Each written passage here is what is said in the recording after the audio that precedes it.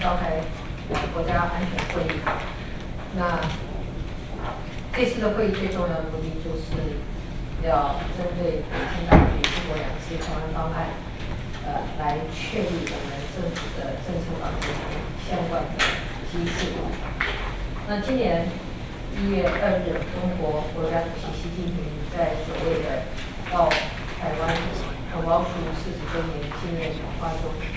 已经明白地揭示“一国两制”台湾方案的统一进程。那么，中国近日召开的2会，也将习近平主席的谈话列为今后对台湾工作的核心事项。那么这些动作都在显示，北京当局已经将统一台湾的工作纳入政治议程，这让两岸关系进入极为严峻复杂的阶段。政府目前的两岸政策主张是维持现状，就是捍卫中华民国主权独立的现状。那我要强调，“一国两制”不只是单方面破坏现状，更是意图消灭中华民国的主权，那么强迫台湾接受被中国统一。从历史的民调看来，绝大多数的台湾人都是无法接受。那1月2号呢，我代表台湾的民意清楚的回应“一国两制”台湾方案。北京当局表面上降温，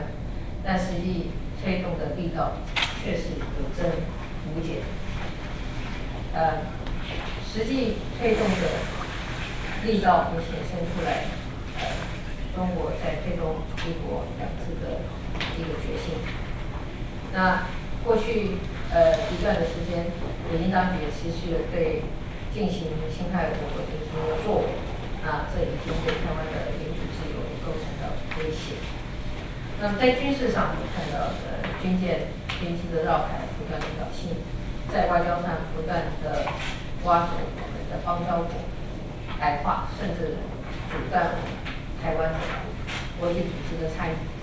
那么在经济上也实施我们的资本和人才，窃取高科技产业的机密技术。那么在资讯上呢，制造大量的假消息，从内部直接破坏民主体制的公开开放。那么在地方政治上，渗透到我们的社会内部，以政治性的采购利用台湾的地方政府，甚至招纳我们的村里长出任对岸村里实习主任。任何在台湾执政的政府，都希望两岸的和谐交流关系正常健康。那我就任以来，以不挑衅、不对抗、不制造两岸的紧张，也不挑起两岸的军事冲突。那北京当局却利用我们开放的、自由的民主体制，持续的介入台湾的政治、经济跟社会的发展，这已经构成当前台湾最大的风险。因此，我们在新年谈话的时候，就建立两岸交流3道防护网，也就是民生安全、资讯安全跟民主防护，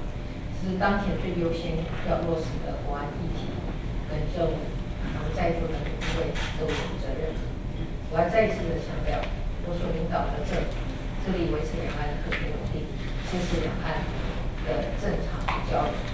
不过，我们坚决反对“一国两制”。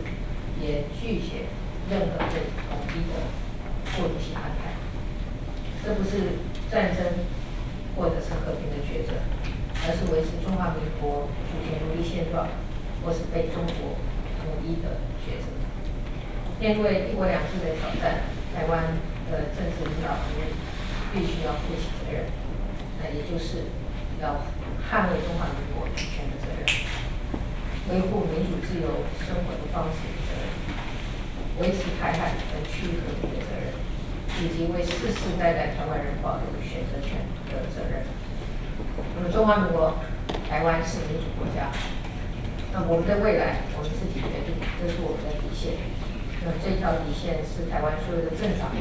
政治人物都必须要共同遵守的底线。那今年是五四运动的100周年，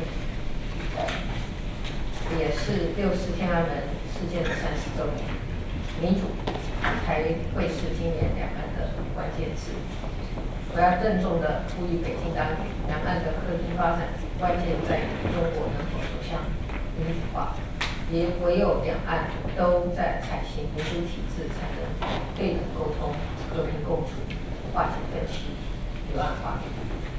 那么，习主席昨天的讲话，借由惠台利民的融台政策，为实现“一国两制”台湾方案来铺路。我们不反对照顾大陆台商台生，不过我必须说，惠台利民应该是发自真心的友好，而不是推动“一国两制”的工具。真正的惠台应该是证实中华民国存在的事实，同时也让中国走向民主法治之途。那么最后，我要告诉全体的国人同胞，朝野政党虽然立场有别，中央地方虽然权责不同，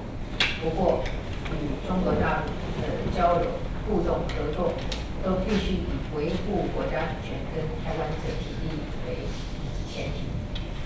我们不反对交流，我们反对的是“一国两制”。我们致力于追求和平，一切国防的精进都是为了避免冲突。面对两岸的新的形势，政府有责任捍卫国家的主权，以自由、民主、开放来开启两岸的良性竞争。我们对台湾所坚持的普世价值有信心，对台湾的经济、社会、民主制度也有信心。只要我们团结，国家主权、自由民主就不会被并吞侵蚀，“一国两制”就不会成为台湾的未来。也唯有一个坚实的、团结的台湾，才能确保两岸和区域永久的和平。那我们现在就开始。